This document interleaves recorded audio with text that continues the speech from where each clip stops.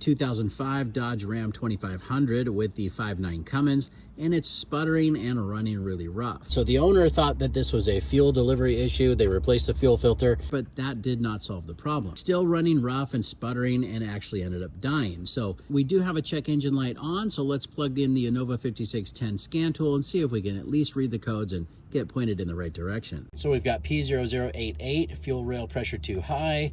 We've got P0203, fuel injector 3, circuit open. There's a few others here and they kind of start repeating. Now I think the fuel rail pressure high is because that injector was not firing off, and then the pressure low was probably because of changing that fuel filter out and we lost pressure. But the code I'm most concerned about is the P0203. This is letting us know that we do have an issue with one of the injectors, or the injector circuit for cylinder number 3. Let's pop the hood, take a look at the wiring around those injectors, and do a quick visual inspection and see if we can figure out what's going on. Now this front connector is for the injectors 1, 2, and 3. This rear connector is for the injectors 4, 5, and 6. Let's take a look at this front one here because our code is on cylinder number 3.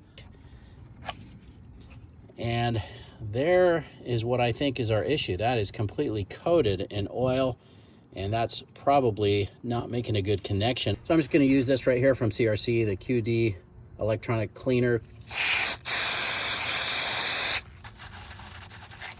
Just trying to be real careful of those contacts, but we want to get all of this cleaned up.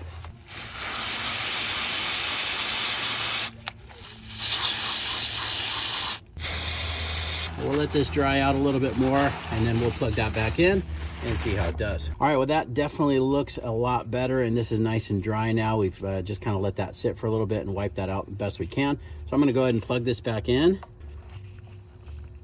I'm gonna have the owner go start the truck, see if it runs any better. That's good. Sounds like it's supposed to. All right. Okay. Go ahead and shut it off. Well, there you go. That seems to be our problem.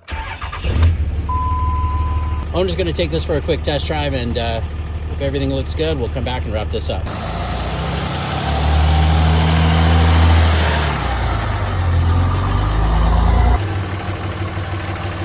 Thumbs up or thumbs down?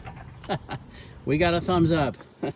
All right, for right now, I'm going to call this one done, and he could just let me know if that check engine light comes back on or if he has any other issues. I hope you guys like this video. Please give it a thumbs up and subscribe if you don't mind. That does help me out. And of course, I'll get a link in the description to the scan tool along with some of the other parts and tools used in the video as well. Thanks so much for watching, and good luck.